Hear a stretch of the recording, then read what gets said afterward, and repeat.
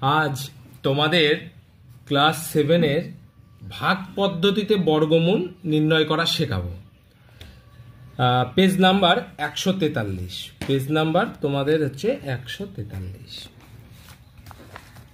কিভাবে করছি দেখো, অঙ্কটা নিলাম 1.0609,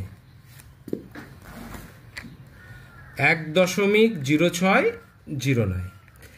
এই ভাগ পদ্ধতিতে বর্গমূল করার নিয়মটা হচ্ছে বাম দিক থেকে জোড়ায় জোড়ায় সংখ্যাগুলোকে নিতে হবে।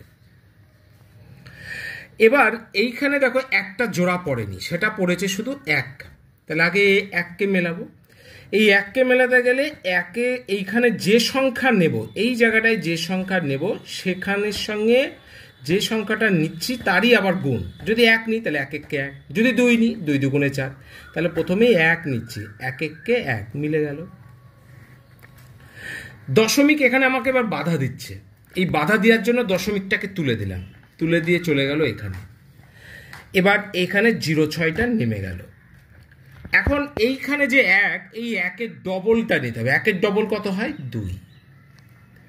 এবার এই 6-এর আগে একটা বায়ের 0 আছে, এই 0-এর কোনো দাম নাই, মানে কেটে দাও।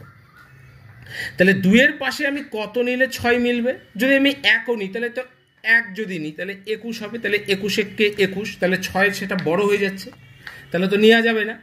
তা এখন কি করতে হবে? 0 নিতে হবে পাশে, এখানেও 0 নিয়ে নিতে হবে। এই শূন্যের দরুন এই 0.9 নামবে। কেন নামলো বলো তো? অর্থাৎ 0.6ও আমার একসঙ্গে নামলো, 0.9ও একসঙ্গে নামছে, পরপর দুটো জোড়া একসঙ্গে নামছে বললে এই জায়গাটায় 0 আসলো। এবার পাশে কত নিলে এই 609 মিলবে? তুমি যদি 202 নাও তাহলে 202কে 2 দিয়ে গুণ করো, 2 2 গুণে 4, তাহলে 404। হচ্ছে না? তাহলে 200 পরে 3 নাও, 20 পরে 3 নাও, তাহলে 3 দিয়ে করো, 3 3 9 0, 3 2 গুণে 4 মিলে যাচ্ছে। তাহলে পাশে কত নিলাম? 3, তাহলে মিলে গেল 609। তাহলে নির্ণীয় বর্গমূল কত হলো? 1.0609-এর 1.03। এই হলো আজকের অঙ্ক। সামনের দিন আবার তোমাদের অন্য আর একটা শেখাবো।